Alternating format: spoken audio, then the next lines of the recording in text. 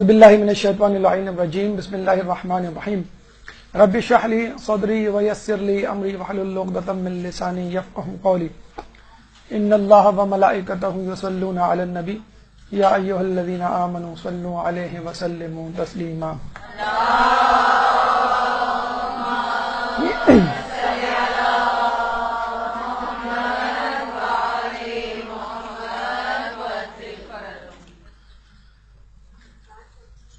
رسول اکرم صلی اللہ علیہ وآلہ وسلم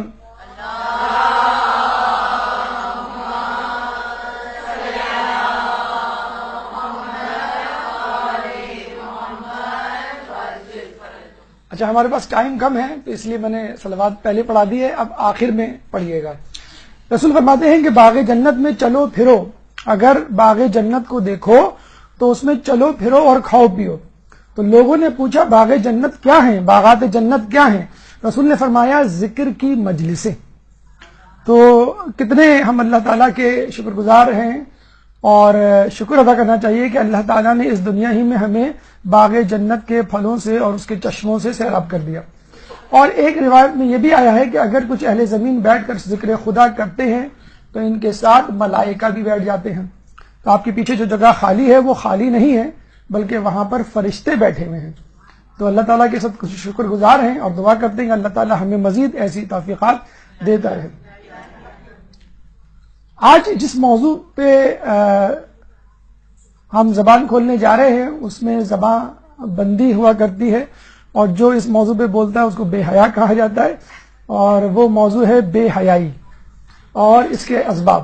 لیکن جیسے کہ آپ نے دیکھا ہے کہ حق و باطل کے معرکے کی جب بات ہوتی ہے تو باطل کی بھی بات ہوتی ہے، یزید جیسوں کی بھی بات ہوتی ہے، گناہوں کی بھی بات ہوتی ہے۔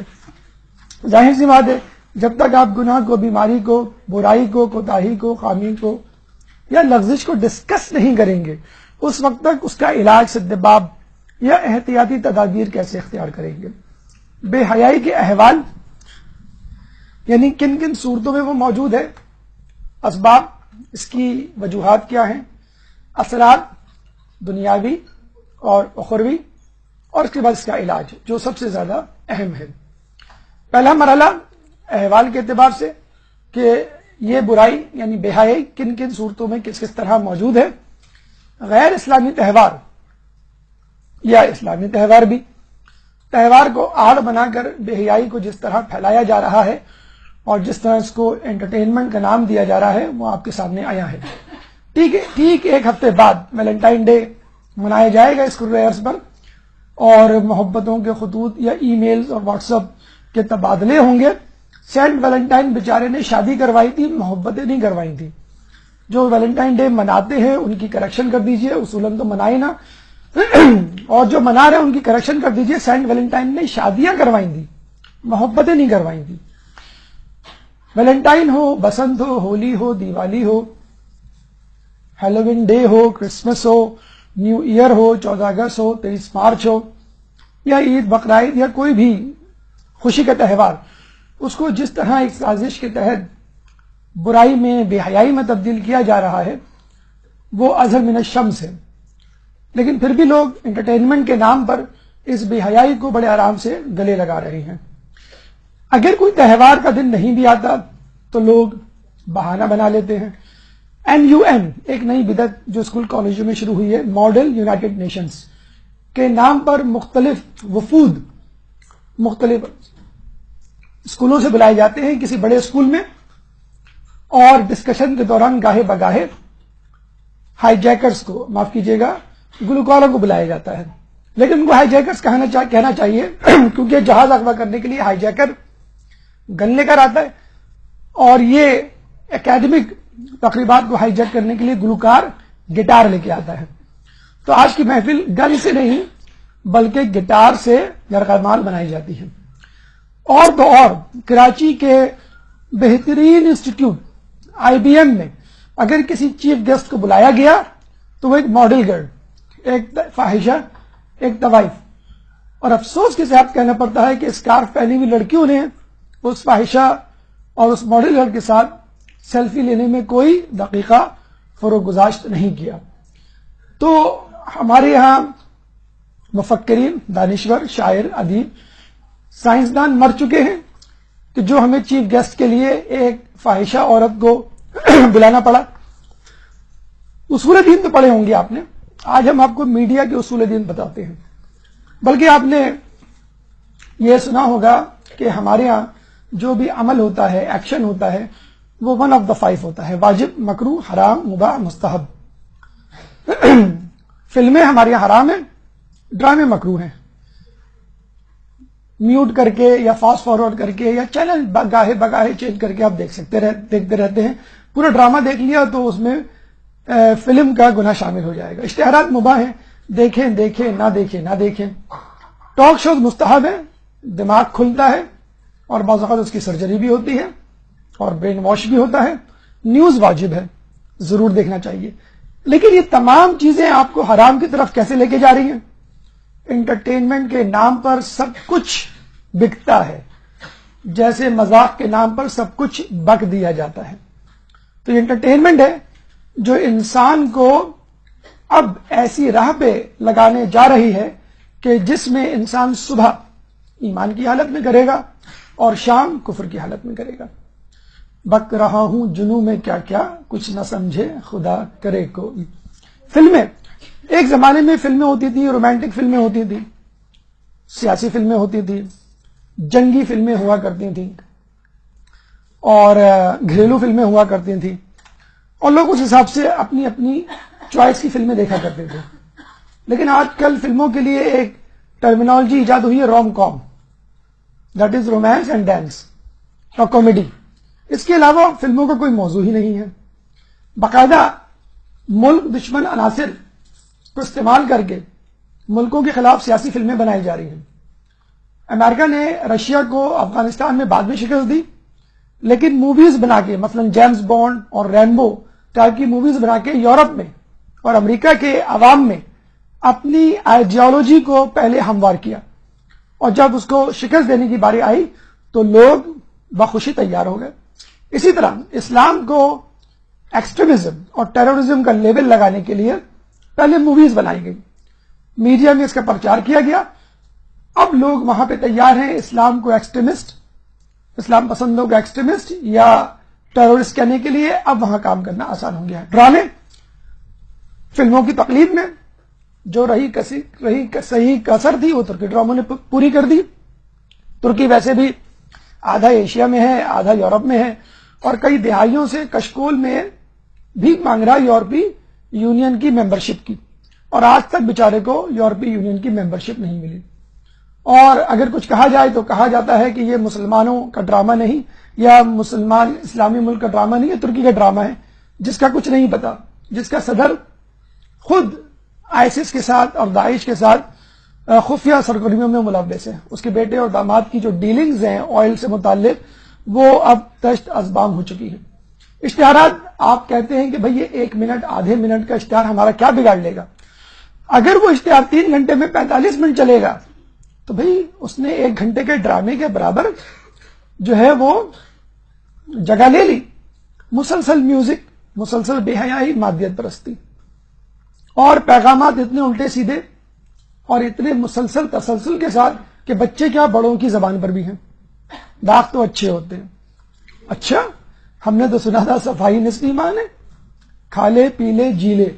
ارے ہم نے تو سنا تھا جو زیادہ کھاتا ہے، جو زیادہ سوتا ہے وہ اللہ کا دشمن ہوتا ہے. یہ سلوگنز لوگوں کو دیے جا رہے. پھر لوگوں نے ٹاک شوز دیکھنے شروع کیے اور لوگ ان کو رہبر اور رہنما اور پتہ نہیں کیا کیا خطاب دینے لگے. پتا چلا کہ ٹاک شوز نہیں، تاک شوز ہیں، یعنی تاکا جھاکی. ایک لیڈر کو بلایا، پھر دوسرے لیڈر کو، پھر تیسرے لیڈر کو، اور پھر بلیک میلنگ کے لیے چوتھے پانچویں کو. بعد میں پتا چلا کہ بھئی یہ اینکر پرسن تو خود برائے فروخت ہے. اور جس طرح برین واش کیا گیا نوجوانوں کا، جب کیپٹل پنشمنٹ پاکستان میں ختم کی گئی تو 6 مہینے تک کیپٹل پنشمنٹ کے خلاف ٹاک شوز کیے گئے. زنا بالرضا کو جب ختم کرنے کی بات آئی تو باقاعدہ ٹاک شوز کیے گئے، لیکن اس سے پہلے ہی وہ پریزیڈنٹ صاحب یہاں سے چلے گئے. تو باقاعدہ ایک مضمون سازش کے تحت، ٹاک شوز کے تحت 6 مہینے، سال بھر یا 3 مہینے کا جو ہے پیریڈ ہوتا ہے، اور وہ تھیولوجی آئیڈیالوجی پھیلائی جاتی ہے اور اس کے بعد وہ بل پارلیمنٹ میں پیش کر دیا جاتا ہے اور اس کی بہت بڑی بڑی بولیاں لگتی ہیں.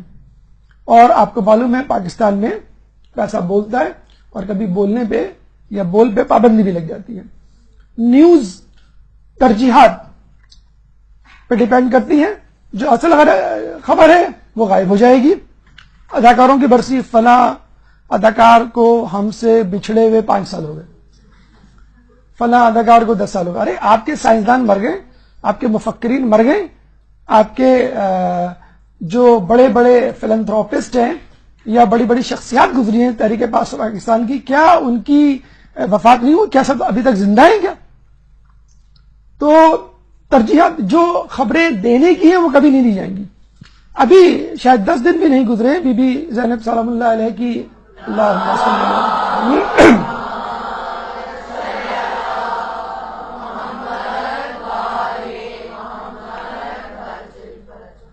کہ روزے پہ بمباری کی گئی. ٹھیک ہے، اگر آپ کو کوئی عناد ہے تو بی بی سے ہے. کم از کم جو 50 افراد شہید ہوئے ہیں اس کے ساتھ ملحق بلڈنگ میں، کم از کم ان کو ذہن میں رکھتے ہوئے خبر دے دیتے آپ. بہرحال سینیریو تو بہت اس سے زیادہ گہرا اور وسیع ہے. اتنا کافی ہے. اسباب کی طرف چلتے ہیں اور یہ دیکھتے ہیں کہ یہ بے حیائی کے پیچھے کون سی سازش کار فرما ہے. اس کے لیے ماضی کے جھروکوں میں جھانکنا پڑے گا، مستقبل کے اندیشوں کو دیکھنا پڑے گا اور پھر حال کی تباہ کاریوں کو. ماضی کے جھروکوں میں بلعم باعور کا طریقہ کار جو آج کل استعمار کی اسٹریٹجی بن چکا ہے. کون بلعم باعور؟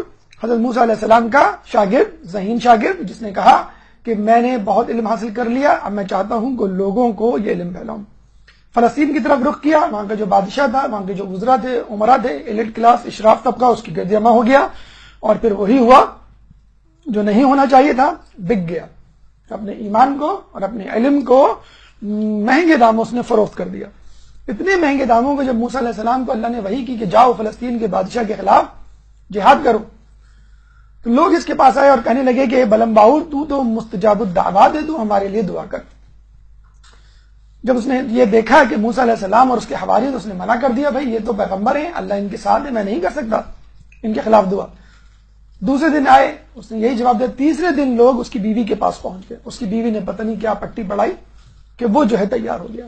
ہو سکتا ہے کوئی بہت بڑی لالچ دی گئی ہو. اپنے گدھے پہ سوار پہاڑی کی طرف رواں دواں جہاں پہ موسیٰ کی قوم موجود تھی، گدھے نے پہاڑ پہ چڑھنے سے انکار کر دیا. اور پھر اللہ تعالیٰ نے اس گدھے کو قوت گویائی دی اور یہ کہا کہ تو کس کے خلاف دعا کرنے جا رہا ہے؟ پیغمبر کے خلاف. تو خود نیست نابود ہو جائے گا. اس نے اپنے گدھے کو لات ماری، گویا خود گدھا بن گیا اور گدھا انسان پہاڑ پہ خود سے چڑھا اور اس میں اعظم جو اس کو یاد تھا اس کو لے کر دعا کرنے لگا. پتہ چلا کہ اس میں اعظم اس کے ذہن سے محو ہو گیا. لوگوں نے دعا کروائی کہ دیکھو دعا کرنا موسیٰ علیہ السلام کا لشکر شکست کھائے یا بادشاہ کو فتح ہو. اس نے جب ہاتھ اٹھا کے دعا شروع کی تو اس میں اعظم اس کے ذہن سے محو ہو گیا اور وہ دعا کرنے لگا، اے اللہ موسیٰ کے لشکر کو فتح دے اور بادشاہ کے لشکر کو شکست. جب وہ نیچے اترا تو لوگوں نے کہا بلعم باعور تو نے یہ کیا کیا؟ اس نے کہا وہی تو کیا جو تم کہہ رہے تھے، کہ تو نے تو موسیٰ کے لیے فتح کی دعا کر دی، بادشاہ کے لیے شکست کی دعا کر دی. اب اس کو یقین ہو گیا کہ اب اس کی دین اور دنیا دونوں ہاتھ سے گئے اور اللہ تعالیٰ کا مکمل طور پہ اس پہ قبضہ. اس نے کہا میری دنیا اور آخرت دونوں ہی تباہ ہو گئے، چنانچہ آخری ہرباستہ استعمال کر لوں. جس طرح شیطان اللہ تعالیٰ کی رحمت سے مایوس ہوا، گناہ کبیرہ کیا اور آج تک راندہ درگاہ ملعون ٹھہرا، بلعم باعور نے بھی یہی کیا. اور آخری حربہ کیا تھا؟ اس نے کہا یہودیوں اپنی عورتوں کو بنا سنوار کر موسیٰ کے لشکر میں بھیج دو اور جو وہ چاہیں کرنے دو، منع نہیں کرنا. ان خواتین کو کہہ دو. خواتین بند سج کے آراستہ و پیراستہ ہو کے موسیٰ کے لشکر میں چلی گئی. موسیٰ علیہ السلام نے بہت کوشش کی لیکن بعد آخر وہی ہوا جو نہیں ہونا چاہیے تھا. زمری بن شلوم بہت بڑا کمانڈر موسیٰ علیہ السلام کی قوم کا پہنچ گیا.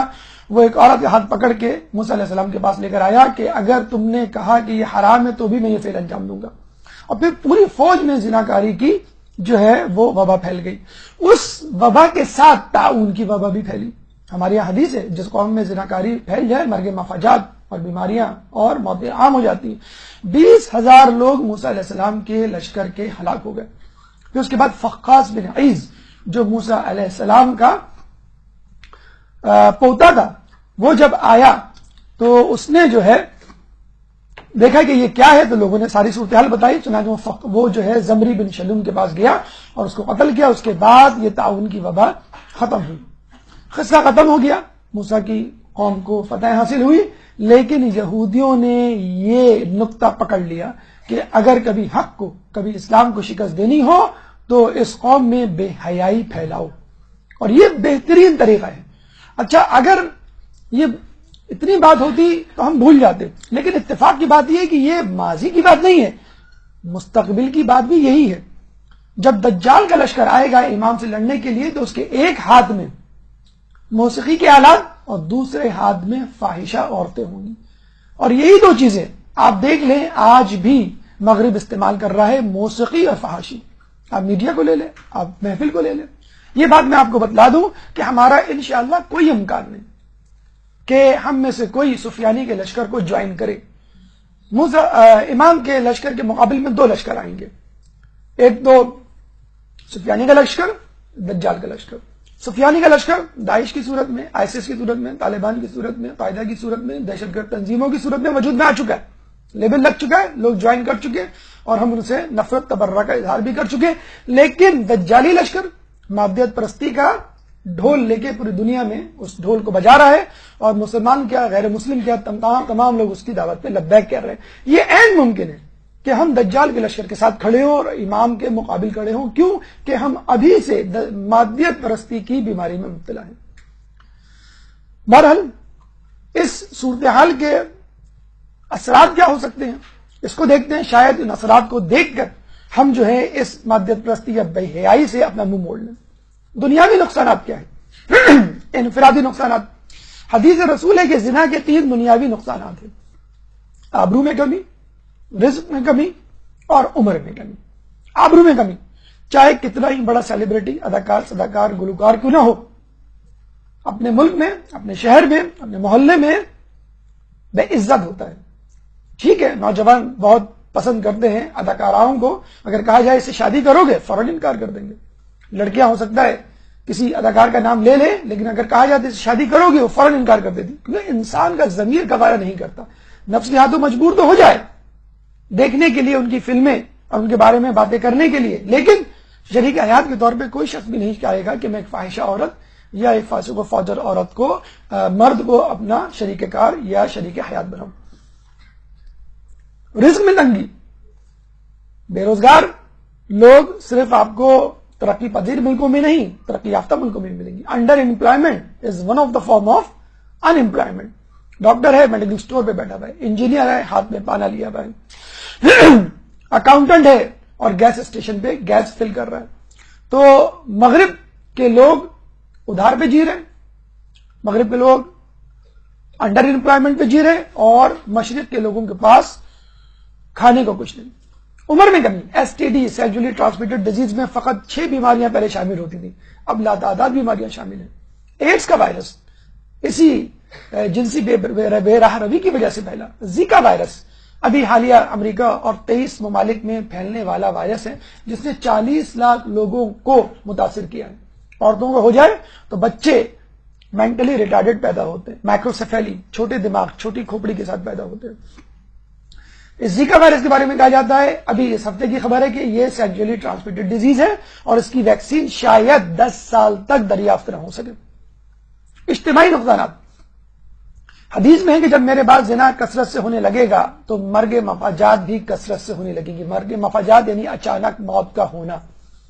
جب زنا اعلانیہ طور پہ ہونے لگے گا تو زلزلے آنے لگیں گے، اور یہ حقیقت ہے، زلزلے سے جس طرح لوگ بھاگ کر گھروں اور دفتروں سے نکلتے ہیں، اگر آذان کی آواز سن کر نکلیں تو شاید زلزلے کبھی نہ آئیں۔ امریکہ میں اس وقت کیلیفورنیا میں بارش ہو رہی ہے، اس وقت سردی کے موسم میں کیلیفورنیا میں کبھی بارش نہیں، ان ایکسپیکٹڈ ویدر۔ کینیڈا میں سردی نہیں پڑی، ان ایکسپیکٹڈ ویدر۔ تو ان ایکسپیکٹڈ ویدر خود کئی اموات کو جنم دیتا ہے، اور اگر کوئی ایکسپیکٹڈ تباہ کاری ہے تو اتنی شدت کے اسکیل پر ہے کہ تمام احتیاطی تدابیر کے باوجود انسان جو ہے اس کو ٹیکل کرنے سے قاصر ہے۔ جون جولائی میں باقاعدہ شدت کے ساتھ، پابندی کے ساتھ آسٹریلیا کے جنگلات میں بارشیں ہوتی ہیں۔ تو یہ کیا سب کچھ مسلمان ملکوں میں نہیں ہو رہا؟ ایک زمانے میں فلسطین اور اسرائیل میں جب جنگ چھڑی ہوئی تھی، اس زمانے کی اسٹیٹسٹکس ہے کہ سعودیہ میں روڈ ٹریفک ایکسیڈنٹ سے اتنی اموات ہوا کرتی تھی جتنی فلسطین میں شہادتوں سے نہیں ہوا کرتی تھی۔ یہ کیا ہے؟ مرگ مفاجات ہے، اچانک اموات ہے، وجہ زناکاری، بے حیائی۔ اگر لوگ جی رہے تو کس طرح جی رہے؟ شادیوں میں تاخیر بہت عام سی بات ہو گئی ہے۔ لڑکے تو چھوڑ، اب لڑکیاں بھی جو ہے وہ کیریئر پلاننگ کی دوڑ میں شامل ہو گئی ہیں لڑکیاں بھی۔ اور شادیوں کا تاخیر سے ہونا جو ہے لوگوں کو کوئی برا بھی نہیں لگتا، بلکہ کہا جاتا ہے بچیوں کو پڑھاتے ہوئے، بیٹا تم کچھ بن جاؤ، اگر خدا نخواستہ کوئی برا وقت پڑا تمہارے پاس ڈگری تو ہوگی، جاب تو کر سکتی ہو، کسی پہ ڈیپینڈنٹ تو نہیں ہوگی۔ لطیفے بنائے جا رہے ہیں اور بحث ہو گئے، لطیفوں پہ ہنس بھی دیتے ہیں، کیا کریں مجبوری ہے غم بلانے کے لیے۔ ایک لطیفہ آپ بھی سن لیجئے۔ ایک 20 سال کی لڑکی کا رشتہ آیا، لڑکی نے پوچھا لڑکا کیسا ہے؟ وہی لڑکی جب 25 سال پہ پہنچی، اس کو کہا گیا کہ تمہارا رشتہ آیا، تو لڑکی نے کہا لڑکا کتنا کماتا ہے؟ اور جب اسی لڑکی سے 30 سال میں کہا گیا تمہارا رشتہ آیا ہے، تو لڑکی پوچھتی ہے کہاں ہے؟ تو یہ حالات ہو گئے اور لوگ ہنستے ہیں۔ بہرحال اسکور برابر کرنے کے لیے مردوں کا بھی ایک لطیفہ سن لیجئے۔ اب مرد یہ سمجھتے ہیں بھائی لڑکیوں کی تو شادی نہیں ہو سکتی ابو 30 ابو 35 یا جیسے، لیکن لڑکوں کی ہو جاتی ہے۔ وہ اپنے آپ کو لڑکا کہنے پہ مصر ہیں، 40 سال 45 سال 50 سال کے ہو جاتے ہیں، کہتے نہیں ہم لڑکے ہی ہیں۔ پیسوں کے بلبوتے پہ چھوٹی سی عمر کی خوبصورت سی لڑکی سے شادی کر لیتے ہیں۔ ایک صاحب نے ایسے ہی کیا، بڈھے کھوسٹ، اور لڑکی ماشاءاللہ ان کے پاس ایسی کہ ان کی بیٹی لگے۔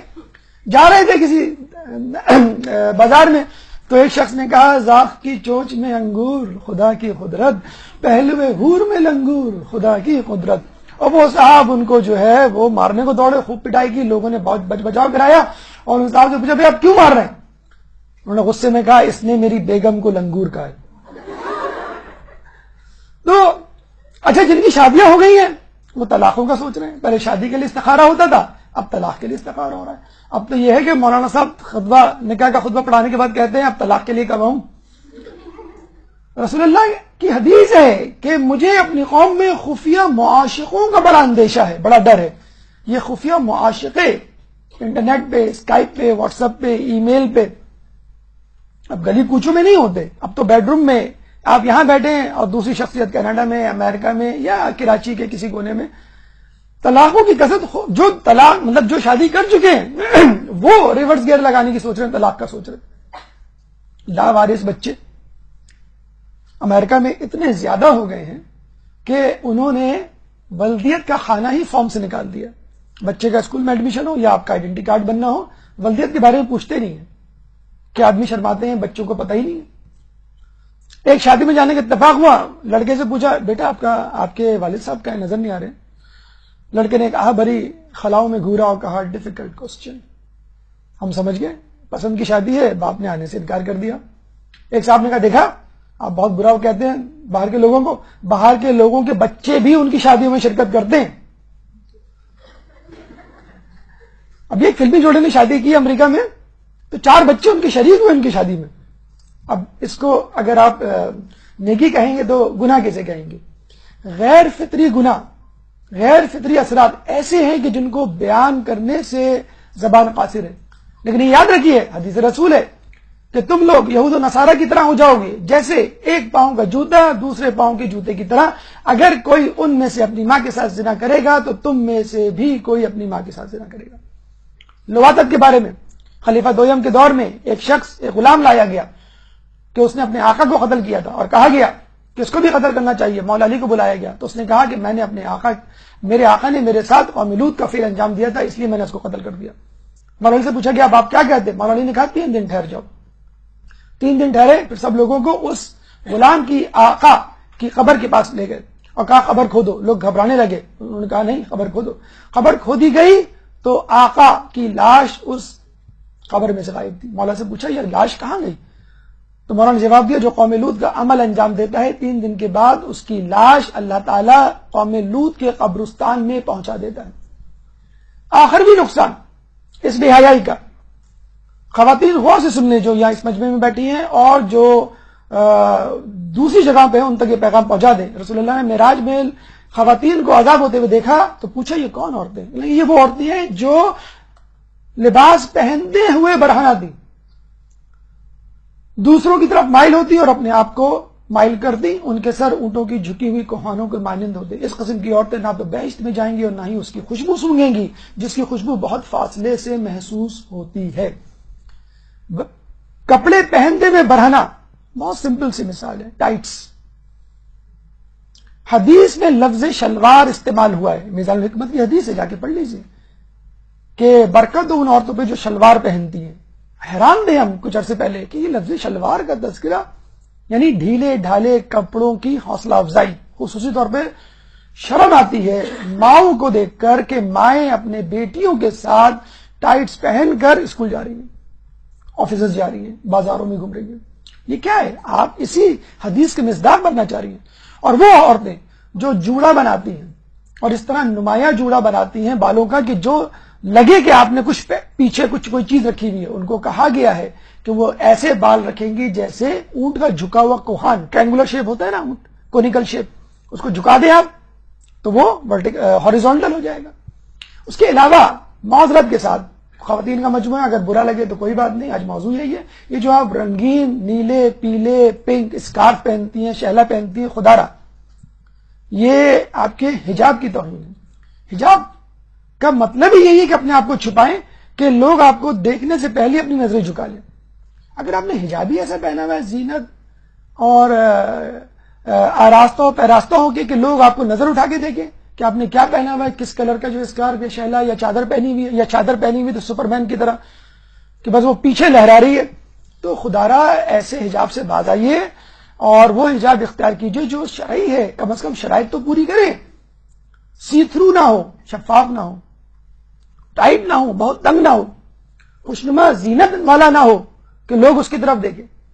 تو رسول کی اس حدیث کو یاد رکھیے، اگر آپ اس طرح کا حجاب کر رہے ہیں، بد نظری کی سزا، مطلب جو خواتین یہ کر رہی ہیں وہ تو ہیں عذاب کے مستحق، جو مرد ان کو دیکھ رہے ہیں ان کے بارے میں کہا گیا کہ قیامت میں ان کی آنکھوں میں گرم گرم دہکتی ہوئی آگ کی سلگتی ہوئی سلاخیں ڈالی جائیں گی جب تک ان کو جہنم میں نہیں ڈال دیا جاتا، یعنی جہنم میں ڈالنے سے پہلے ان کی آنکھوں میں سلگتی ہوئی سلاخیں، آگ کی سلاخیں۔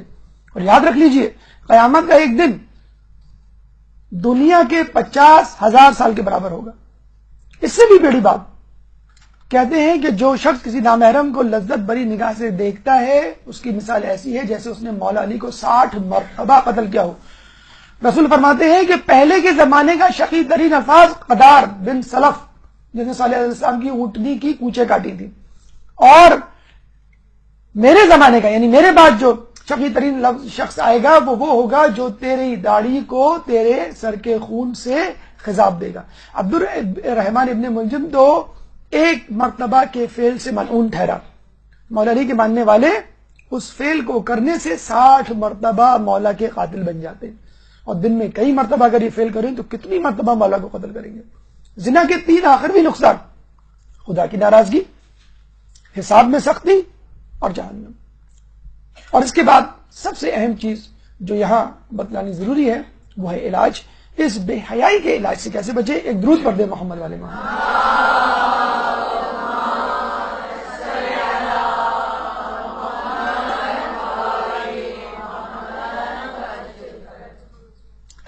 تریاق بھی ہے، ویکسین بھی ہے، وہ ہے حیا۔ جیسے بچوں کو ہم ویکسین لگاتے ہیں کہ آئندہ آنے والی بیماری سے بچ جائے، اپنے اندر حیا پیدا کریں۔ الحمدللہ حدیث کے مطابق حیا کے 10 اجزاء میں سے 9 عورتوں میں ہیں اور 1 مردوں میں، لیکن اس کے باوجود یہ کہا گیا، اس کا مطلب یہ نہیں کہ مرد جو ہے مادر پدر آزاد پھرے۔ مروت یا جوان مردی کا کمال یہ ہے کہ تم اپنے آپ سے بھی حیا کرو، یعنی اکیلے میں، یعنی تنہائی میں، یعنی ایسی جگہ جہاں پہ اجنبی لوگ ہوں، دیکھنے والے نہ ہوں، ان سے بھی جو ہے حیا، ان سے نہیں بلکہ اپنے آپ سے حیا کرنے ہے۔ اور پھر یہ کہا گیا کہ جب تمہیں حیا نہیں تو جو چاہو کرو، چاہے چھوٹا چاہے بڑا گناہ۔ جس کے پاس حیا نہیں اس کا کوئی دین نہیں، مسلمان ہو کہ کرسچن ہو چاہے ایتھیسٹ ہو، سب اگر بے شرم ہو جائیں تو ایک ہی تھالی کے چٹے بٹے. اس حیا کو پیدا کرنے کے لیے، بے حیائی سے بچنے کے لیے اپنے اندر جہالت پیدا کیجیے، اپنے اندر علم پیدا کیجیے، اپنے اندر بھوک پیدا کیجیے. رسول کی ایک حدیث میں تینوں چیزیں موجود، اور بڑی اچھی ٹپ ہے آج کل کے لوگوں کے لیے جو کہتے ہیں جہالت سے کیسے بچیں، یہ بے حیائی سے کیسے بچیں، جہالت پیدا کریں. جہالت کیا ہے؟ جہالت یہ ہے کہ آدمی شر کے کاموں سے بے خبر رہے، یعنی جو گناہ کے کام ہیں ان سے بے خبر رہے. رسول فرماتے ہیں میں جنت میں داخل ہوا تو ساکنین جنت میں اکثر لوگوں کو دیکھا کہ وہ بھولے بھالے لوگ تھے. پوچھا گیا وہ بھولے بھالے لوگ کون تھے؟ کہا برائی سے غافل تھے لیکن خیر کے معاملے میں عقل مند تھے، اور ہر مہینے 3 روزے رکھا کرتے تھے. ہمیں پورے محلے کی سیکرٹ، پورے خاندان کی پولیں اور ہر کسی کے راز معلوم ہوتے. فلاں کا چکر فلاں سے چل رہا ہے، فلاں جو ہے فلاں جگہ یہ کام کرتا ہوا دیکھا گیا، فلاں جو ہے یہ کام کر چکا ہے اور موقع آنے پر میں اس کے راز افشا کر دوں گا. یہ سب کیا ہے؟ برائیوں کی خبریں رکھنا. فلمیں نہیں دیکھ رہے لیکن فلم کی پوری سٹوری معلوم ہے آپ کو. گانے نہیں سنے اس کی دھن آپ کو معلوم ہے. یہ سب کیا ہے؟ کہ حرام کام نہ کرنے کے باوجود حرام کام کا تجسس. چلو دیکھ ہی لیں آج کل کیا مسئلہ ہے. اس فلم کی بڑی تعریف کر رہے ہیں لوگ، چلو تھوڑا سا دیکھ ہی لیں، اس کا ٹریلر ہی کم از کم دیکھ لیں. یہ ڈرامہ لوگ بڑے زور و شوق سے دیکھتے ہیں، مغرب سے پہلے آتا ہے. لوگ کہتے ہیں مغرب کی نماز جو ہے ہماری تاخیر سے ہوتی ہے، چلو بڑا پسندیدہ، بڑا تفریحی اور ہنسی مذاق میں مبنی ہے، چلو دیکھ ہی لیں. تو یہ جو تجسس ہے گناہوں سے متعلق اور چکھنا ہے گناہوں کو یا اس کی خبر رکھنا ہے، اس سے بہتر یہ ہے کہ نیکیوں کی خبر رکھی جائے. لوگ کہتے ہیں ہم بدھو بنے رہتے ہیں، روزانہ اسکول میں لڑکے لڑکیاں جو ہیں وہ فلموں کی باتیں کر رہے ہیں، البمز کی بات کر رہے ہیں، سنگرز کی باتیں کر رہے ہیں، ہم خاموش بیٹھے رہتے ہیں. تو بیچارہ جو ہے وہ آہستہ آہستہ ان کی باتوں میں شریک ہوتا رہتا ہے اور پھر خود بھی ان کاموں کو شروع کر دیتا ہے. تو گناہوں کی نہیں، نیکیوں کی معلومات رکھیں اور گناہوں کے معاملے میں ایسے بن جائیں جیسے کبوتر. رسول فرماتے ہیں میرے بھائی حضرت عیسیٰ نے اپنے حواریوں سے فرمایا اے میرے حواریوں شر کے معاملے میں بھولے بنے رہو ایسے جیسے کبوتر ہوتا ہے. کوے کی طرح نہیں جو جہاں دانا پانی دیکھتا ہے فوراً گر پڑتا ہے، کبوتر کی طرح جو کہ مولا علی کا پسندیدہ پرندہ تھا. مکس گیدرنگ، ایسی جگہوں پہ جانے سے پرہیز کریں جہاں مکس گیدرنگ ہے. اور مکس گیدرنگ کا مطلب فقط شادی بیاہ کی تقریبات نہیں، اسکولوں میں مکس گیدرنگ ہو سکتی ہے. اور اسکولوں ہی کیا، حج عمرہ زیارت میں بھی مکس گیدرنگ ہو سکتی ہے. آج کل وہ تقدس جو پہلے ہوا کرتا تھا وہ ختم ہوتا چلا جا رہا ہے. ایک مولانا صاحب نے ہم کو بتلایا کہ زیارت کے دوران کہ آج کل بڑے حالات خراب ہیں. پچھلی مرتبہ ہم زیارت میں قافلہ لے کر آئے تھے، ایک خاتون اور ایک مرد کا جو ہے وہ چکر چل گیا اور پھر جو ہے ان کا نکاح پڑھانا پڑا ہم کو. تو ہم نے کہا چلے مولانا صاحب کم از کم شادی تو ہو گئی ان کی.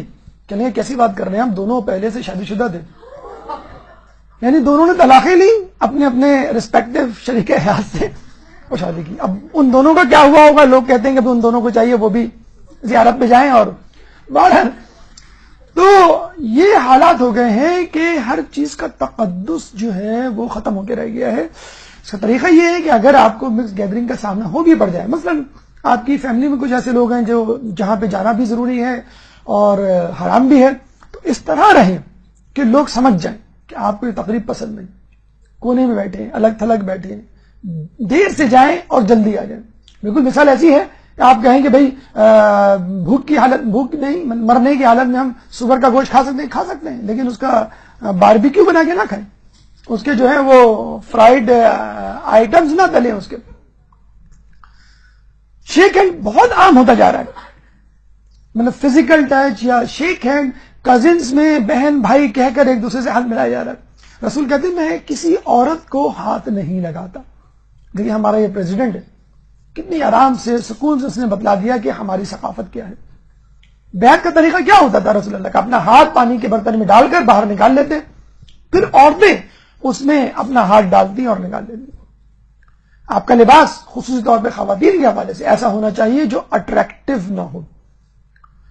حدیث رسول ہے، قرآن کی آیت ہے سورہ اعراف آیت نمبر 26 میں، یا بنی آدم قد انزلنا علیکم لباسا یواری سوآتکم وریشا بلباس التقوی ذالک خیر. یہ اولاد آدم ہم نے تمہارے لیے لباس نازل کیا ہے جو تمہارے جسم کے قابل صدر حصوں کو چھپاتا ہے، باعث زینت بھی ہے، اور لباس کی تمام تر تعریف کرنے کے بعد اللہ کیا کہتا ہے وَلِبَاسُ التَّقْوَى ذَلِكَ خَيْرٌ، اور یہ تقوی کا لباس بہترین ہے۔ ایک صاحب نے کسی کراچی کے بس اسٹاپ پہ سر تاپا پوش علاقے میں ایک خاتون کو دیکھا جو حجاب میں ڈوبی ہوئی تھی، بڑا اپریشیٹ کیا انہوں نے کہ دیکھیں ان علاقوں میں بھی ماشاءاللہ ایسے حجاب والی ہیں۔ ایک لڑکا ان کے سامنے سے گزرا، انہوں نے فوراً شیک ہینڈ کے لیے ہاتھ بڑھا دیا۔ تو بعض اوقات لباس کو بھی، حجاب کو بھی جو ہے آڑ بنایا جاتا ہے۔ تو خدارا اگر ایسی محفلوں میں جانا ہو اپنے لباس کی مکمل حفاظت کیجیے، مکمل طور پہ باحجاب جائیے اور لوگوں کو بھی سکھائیے، کیونکہ اصل فتنہ عورت کی طرف سے شروع ہوتا ہے۔ اور لباس کو جو کہا گیا ہے، تقوی کو جو کہا گیا ہے لباس التقوی ذالک خیر، کہ یہ بہترین ہے۔ کیوں؟ لباس کی ضرورت کیوں محسوس ہوتی ہے؟ جو آپ کو سردی گرمی کے اثر سے بچاتا ہے، جو آپ کو زینت دیتا ہے۔ دو کام ہیں، تقوی کے بھی یہی کام ہے، آپ کو گناہوں سے بچاتا ہے اور آپ کی شخصیت میں ایک حسن پیدا کرتا ہے۔ روایت میں آیا کہ اپنی عورتوں کو کم لباس بنا کر گھروں سے باہر جانے سے روکو۔ عورت جتنے نئے لباس بنائے گی اتنا ہی زیادہ اس کو نکلنے کا شوق ہوگا، لباس دکھانے کا شوق ہوگا، اور عورت کی فطرت ہے۔ اللہ فرماتا ہے کنت کنز مخفی، میں چھپا ہوا خزانہ تھا، فاحببت ان عورت، میں نے چاہا کہ میں پہچانا جاؤں۔ آج کل کی عورت بھی گھر سے نکل کر کہتی ہے میں چھپی ہوئی خزانہ تھی، میں نے چاہا کہ میں پہچانی جاؤں، چنانچہ میں نے ایک لباس سلوایا لون کا یا کسی کا بھی اور میں باہر نکلی۔ تو عورت کے لیے نہیں حدیث ہے یہ اللہ نے اپنے لیے، یہ حدیث قدسی ہے، اللہ اپنے لیے کہہ رہا ہے میں پہچانا جاؤں، اور عورت کہتی ہے کہ میں پہچانے جاؤں۔ خوبصورت لگنے کی خواہش انسان کو، عورت کو کتنے بڑے نقصان سے دوچار کر دیتی ہے۔ بنی اسرائیل میں ایک شخص تھا زاہد، پیغمبر نے اس کو خوشخبری دی اللہ تعالیٰ نے تمہاری 3 خواہشات، 3 دعائیں پوری کرنے کا ارادہ کر لیا ہے، اب تم 3 خواہشات کر سکتے ہو، 3 دعائیں کر سکتے ہو، تینوں قبول ہوں گی۔ عورت نے فوراً کہا کہ تم تینوں دعائیں چھوڑو، ایک دعا میرے لیے کر دو کہ اللہ مجھے خوبصورت ترین عورت بنا دے۔ اس نے دعا کی اللہ میری بیوی کو سب سے خوبصورت عورت بنا دے، اور وہ سب سے خوبصورت بن گئی، اور پھر مس یونیورس سے ملنے کے لیے، ان کے دیدار کے لیے دنیا بھر سے لوگ آنے لگے اور خطوطوں کا تبادلہ ہونے لگا۔ شوہر کو بڑا غصہ آیا، بہت پریشان ہوا، اس نے کہا بیوی میرے پاس 2 دعائیں باقی ہیں، کوئی بات نہیں، یہ میری عزت کا معاملہ ہے۔ اس نے کہا یا اللہ اس کو بدصورت بنا دے۔ اب وہ عورت جس میں لوگ ریجھتے تھے وہ ریچھنی بن گئی۔ ریچھ کہ جو مؤنث ہوتی ہے، ریچھنی آپ دیکھ لیں آپ کیسی ہوتی ہوگی، روشنی تصور کریں ذہن میں۔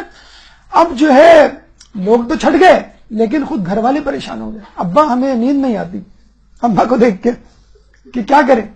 تو اس نے کہا کہ کچھ تو کرو، کم از کم اس کو پہلی اس والی صورت میں لاؤ۔ تو اس نے تیسری دعا کی اللہ اس کو اپنی سابقہ صورت میں واپس لا دے۔ تینوں دعائیں، کھایا پیا کچھ نہیں، گلاس توڑا 12 نے۔ گفتگو، اگر اس قسم کی گیدرنگ ہو تو گفتگو اس طرح کی ہو کہ آپ کی آواز میں کوئی لچک نہ ہو۔ ویسے تو کہا جاتا ہے کہ فحش گفتگو کے بارے میں بدترین انسان وہ ہے جس کی بد اخلاقی اور فحش کلامی کے خوف سے لوگ اسے چھوڑ دیں۔ اب لوگ کہتے ہیں چلو ٹھیک ہے، ابھی آپ نے ڈاکٹر عابد کا لیکچر سنا کہ سلام کرنا کیوں نامحرم کو منع کیا گیا ہے، یہ فتنہ فساد سے۔ سائیکولوجیکل اسٹڈی ہے کہ عورت وربلی اورینٹڈ ہوتی ہے اور مرد ویژولی اورینٹڈ، اور یہ حدیث میں پہلے سے موجود ہے۔ عورت کی خوبصورتی اس کے چہرے میں ہے اور مرد کی خوبصورتی اس کی زبان میں ہے۔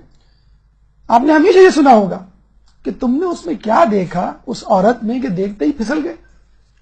اور عورت کو کیا کہا جاتا ہے کہ تم نے اس مرد میں کیا دیکھا کہ اس کی چکنی چپڑی باتوں میں آ گئی۔ عورت کو کبھی نہیں کہا جاتا تم اس کو دیکھ کے پھسل گئی، اور مرد کو کبھی نہیں کہا جاتا کہ اس نے تم کو بیوقوف بنا لیا۔ یہ مرد ہے جو باتوں سے بیوقوف بنا لیتا ہے، اور یہ عورت ہے جو اپنے حسن سے گھائل کر دیتی ہے۔ یہ آج کی سائیکولوجیکل اسٹڈیز کی پروف ریسرچ ہے کہ مین آر ویژولی اورینٹڈ، وہ دیکھ کے پاگل ہو جاتا ہے، عورت سن کر۔ Women are verbally oriented. اسی لیے جب سے یہ چیٹنگ کا دور شروع ہوا ہے، اسکائپ شروع ہوا ہے، انٹرنیٹ شروع ہوا ہے، فون کالز، ای میل شروع ہوئی ہیں، عورتیں بھی اب شانہ بشانہ مردوں کے ساتھ اس گناہ میں شریک ہو گئی ہیں، کیونکہ وہ وربلی اورینٹڈ ہے۔ لوگ کہتے ہیں بھائی آپ ایسی باتیں کر رہے ہیں، اس سے بہتر تو یہ ہے کہ آدمی بیڈ روم میں دروازہ بند کر کے بیٹھ جائے، اس میں اور بڑا فتنہ ہے۔ پہلے لوگ کہتے تھے والدین فلاں پارک میں مت جانا، فلاں دکان میں مت جانا، فلاں نکڑ پہ نہیں کھڑے ہونا، فلاں گلی میں نہیں جانا۔ اب کیا کہتے ہیں، دیکھو دروازے بند کر کے نہیں بیٹھنا، دروازہ کھلا رکھنا۔ پتنی بچہ کیا کر رہا ہے اندر، پتنی بچی کیا کر رہی ہے اندر، کھڑکی دروازے بند ہیں. تو تنہائی اور جسے کہتے ہیں بہت بڑا فتنہ بن گئی ہے. شیطان نے ایک دفعہ نوح علیہ السلام کو آگے شکریہ ادا کیا اور کہا کہ جتنے میرے فالوورز تھے وہ تو طوفان میں غرق ہو گئے، اور جتنے آپ کے پارٹنر تھے حواری وہ بچ گئے، اب تو کوئی امکان نہیں آپ کے حواریوں کو ورغلانے کا. ہاں ان کی نسلوں میں لوگ پیدا ہوں گے تو ان کو ورغلاؤں گا، ابھی تو بہت بڑا پیریڈ ہے ریسٹ کا. تو شکریہ آپ کا، اس کے بدلے میں اگر میں کوئی آپ کی خدمت کرنا چاہوں تو مجھے بتائیں. تو انہوں نے پوچھا کہ تم کس طرح لوگوں پہ وار کرتے ہو؟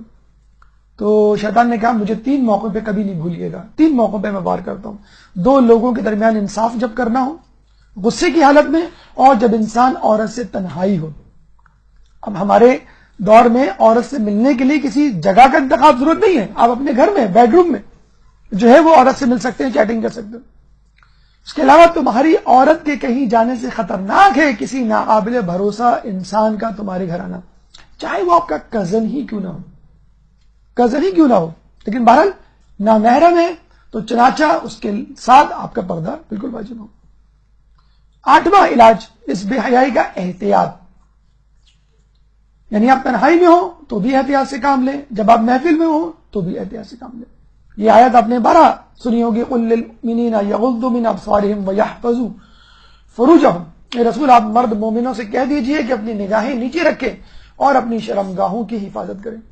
یہ گناہ شروع ہی آنکھوں سے ہوتا ہے.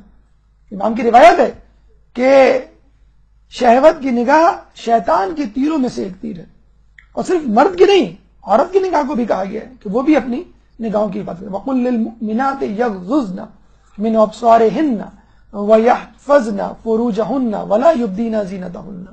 اے رسول آپ مومن عورتوں سے کہہ دیجئے کہ اپنی نگاہیں نیچے رکھیں اور اپنی شرمگاہوں کی حفاظت کریں. پھر ایک اضافی ٹکڑا وَلَا يُبْدِينَ زِينَتَهُنَّ، اور اپنی زینت اور آرائش کو ظاہر نہ کریں. یہ ایک ایڈیشنل ڈیوٹی یا ذمہ داری عورت کی گئی ہے، لیکن بہرحال نظروں کی حفاظت مردوں کے لیے بھی ہے اور عورتوں کے لیے. اس کے بعد یہ کہا گیا ہے کہ وَلَا تَقْرَبُوا الزِّنَا إِنَّهُ كَانَ فَاحِشَةً وَسَاءَ سَبِيلًا. لیکن یہ نہیں کہا کہ زنا نہ کرو. خدا کہہ سکتا تھا، خدا کہتا ہے روایاتوں میں جھوٹ نہ بولو، چغلی نہ کرو، حرام نہ کھاؤ، سود نہ کھاؤ، جھوٹ نہ بولو، بد اخلاقی نہ کرو، توہین نہ کرو، وغیرہ وغیرہ. لیکن جب زنا کی بات آئی تو اللہ کہتا ہے زنا کے قریب بھی نہ پھٹکو، زنا کے قریب بھی نہ جاؤ. یعنی تمام مقدمات زنا اس سے اپنے آپ کو بچانا ہے. کیا احتیاط برت سکتا ہے انسان؟ امام فرماتے ہیں اگر تیرے بس میں ہو کہ تو کسی غیر محرم کے کپڑے کی طرف بھی نگاہ نہ کرے تو ایسا ہی کر. اور اس کا ادراک ہمیں جب اس وقت ہوا ایک دوست کے ساتھ کسی جگہ گئے تو وہ دکان پہ کھڑے ہو کے کپڑے کو دیکھنے کا، ہم نے کہا خیریت تو ہی لیڈیز کپڑا یہاں کیوں کھڑے ہو گئے؟ تو کہنے لگے کہ کاش اس میں جان ہوتی. آپ دیکھا فینٹیسی دیکھی، انسان کی فینٹیسی کہاں کہاں تک چلی جاتی ہے. تو خواتین کو شاید اس بات کا ادراک نہیں ہوتا، لیکن مرد کو اللہ تعالیٰ نے ایسی جبلتوں سے، ایسے غرائز سے نوازا ہے کہ اس کو اس بات کو کنٹرول کرنا ہے. تو وہی جو کہا گیا ہے کہ women are verbally oriented and men are visually oriented. کیا کیا مقدمات ہیں زنا کے؟ آنکھ کا زنا حرام کی طرف دیکھنا، پاؤں کا زنا حرام کی طرف چلنا، کان کا زنا حرام باتوں کا سننا. تو ضروری نہیں ہے کہ زنا زنا ہی ہو. زنا کے جتنے بھی مقدمات ہیں، بے حیائی کے جتنے بھی طریقے ہیں جو بالآخر زنا کی طرف لے کے جاتے ہیں، ان سے آپ کو بچنا ہے. کیا مقدمات ہیں؟ ڈرامے، فلمیں، اشتہارات، کوئی چیز نہیں بچی جس کے بارے میں آپ کہیں کہ اس کو دیکھ کے مجھے کچھ نہیں ہوتا. کوئی اشتہار مجھے بتلا دیں ٹی وی پہ جو آتا ہو جس میں حرام نہ شامل ہو، کوئی ڈرامہ بتلا دیجیے جس میں حرام نہ شامل ہو، کوئی ٹاک شو بے حیائی نہیں تو کم از کم جھوٹ، تہمت، توہین. اور نیوز بھی آپ نے دیکھا ہے کہ پروپیگنڈا، افواہ اور جھوٹ پر مشتمل ہوتی ہے. تو کم از کم جو سیکولر ٹی وی چینلز ہیں ان کے لیے تو آپ انا للہ پڑھ دیں. الغنا رقیۃ الزنا، گانا زنا کا پیش خیمہ ہے. اول تو گانا ایسا ملتا ہی نہیں کہ جس میں عشقیہ اشعار نہ ہوں. اگر عشقیہ اشعار نہ بھی ہوں تو بھی الٹیمیٹلی وہ زنا ہی کی طرف لے کے جاتا ہے.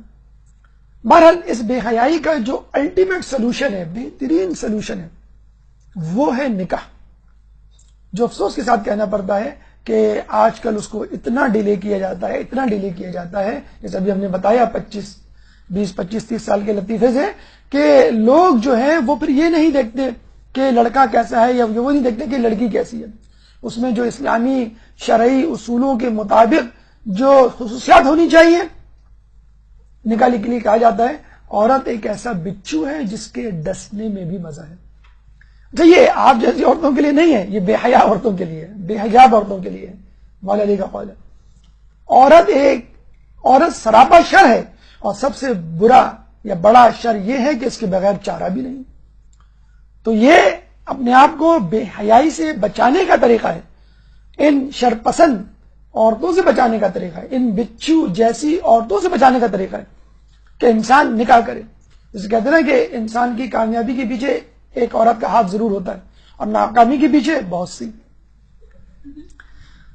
اچھا، لوگ یہ کہتے ہیں کہ پیسے نہیں ہیں، اسٹیبلش نہیں ہیں، پاؤں پہ کھڑے نہیں ہوئے ہیں۔ قرآن میں باقاعدہ واضح طور پہ کہہ دیا گیا ہے وَأَنكِحُوا الْأَيَامَ مِنكُمْ وَالصَّالِحِينَ مِنْ عِبَادِكُمْ وَإِمَائِكُمْ إِنْ يَكُونُوا فُقَرَاءَ يُغْنِهُمُ اللَّهُ مِنْ فَضْلِهِ، اور اپنی بے شوہر عورتوں اور بے عورت مردوں اور اپنے غلاموں اور اپنی لونڈیوں میں سے صلاحیت رکھنے والوں کا نکاح کر دیا کرو، اگر وہ غریب و نادار ہوں گے تو اللہ انہیں اپنے فضل و کرم سے مالدار بنا دے گا۔ ایک شخص آیا، رسول اللہ میں غریب ہوں، فقیر ہوں، کیا کروں؟ رسول نے کہا نکاح کر لو۔ نکاح کر لیا۔ پھر دوبارہ آیا، رسول آپ نے کہا تھا لیکن کوئی فائدہ نہیں، دوسرا نکاح کر لو۔ پھر آیا، تیسرا نکاح کر لو، اس کے بعد اس کی دولت میں اضافہ۔ تو یہاں پہ جو ہے وہ ایک نکاح نہیں ہوتا، ایک شادی نہیں ہوتی، کیسی ہوگی؟ جب دلہن کا میک اپ 50,000 کا ہوگا تو مجھے بتائیے شادی کیسے ہوگی؟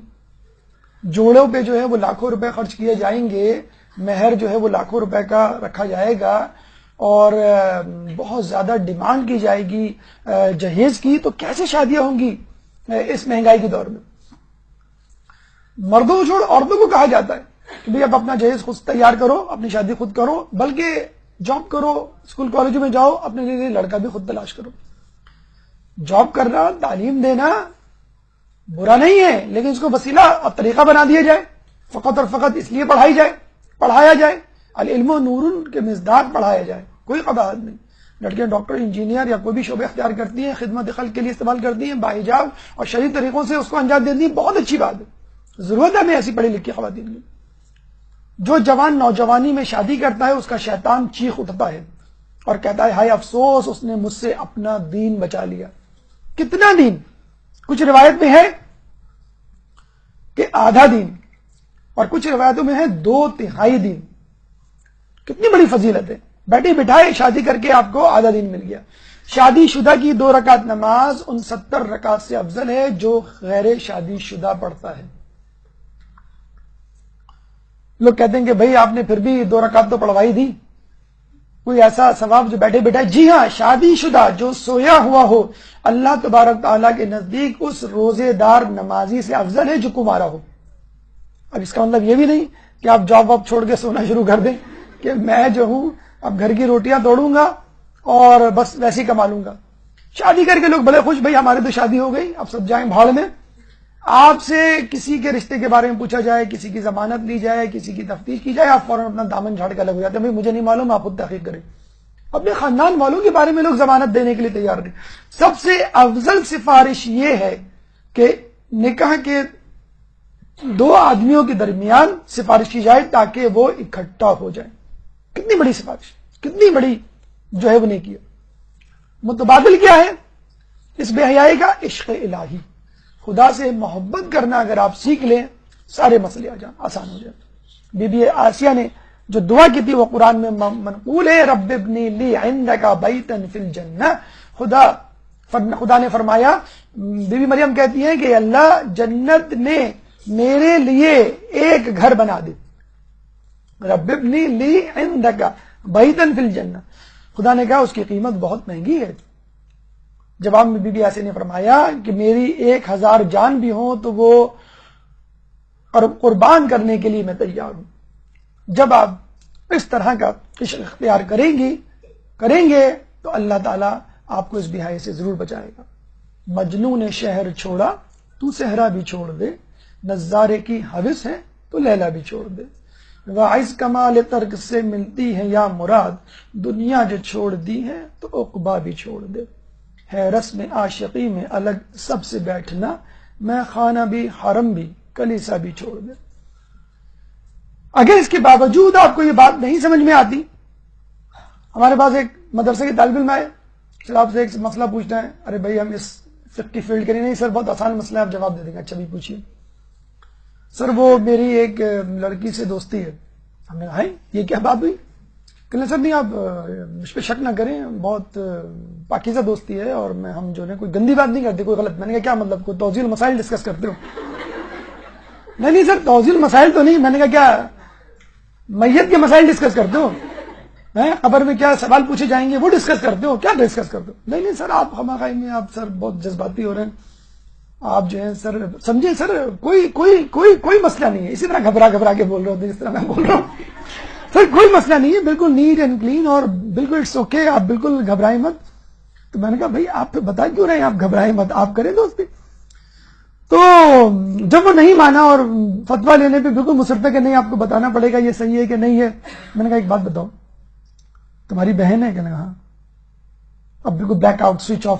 میں نے کہا تمہاری بہن سے کوئی اس طرح کی دوستی کرنا چاہے، اور پھر خاموشی سے اٹھ کے چلا گیا۔ میرے بڑے بے آبرو ہو کے تیرے کوچے سب نکلے۔ یہ امام چھٹے امام کے پاس ایک شخص آیا تھا، بالکل اسی طرح کہا تھا اس نے۔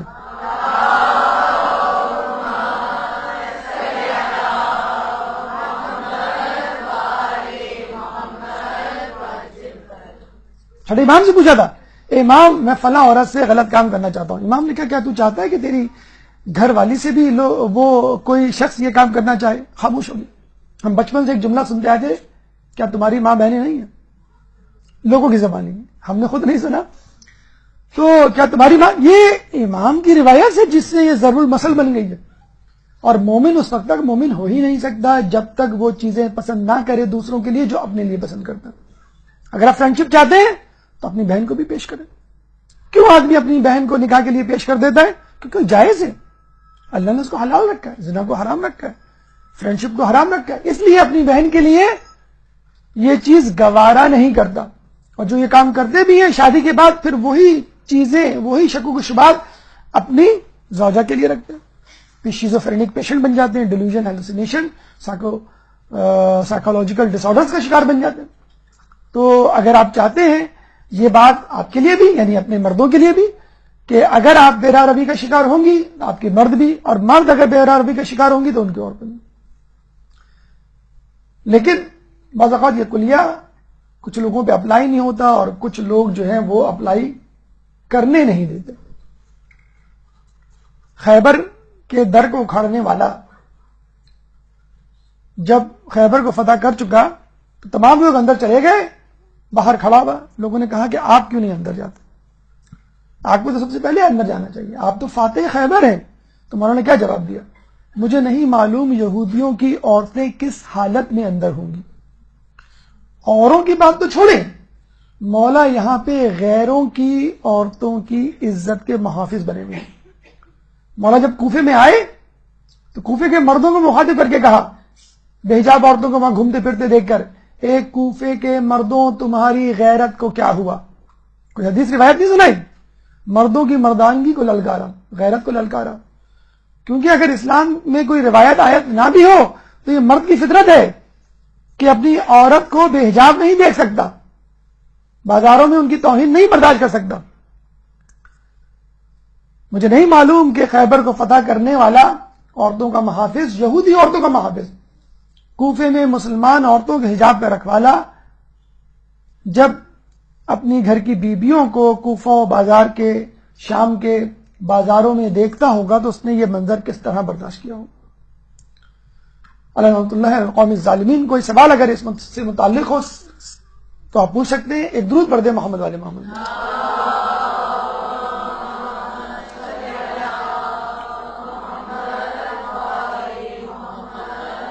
برحمتك يا أرحم الراحمين وصلى الله على محمد وآله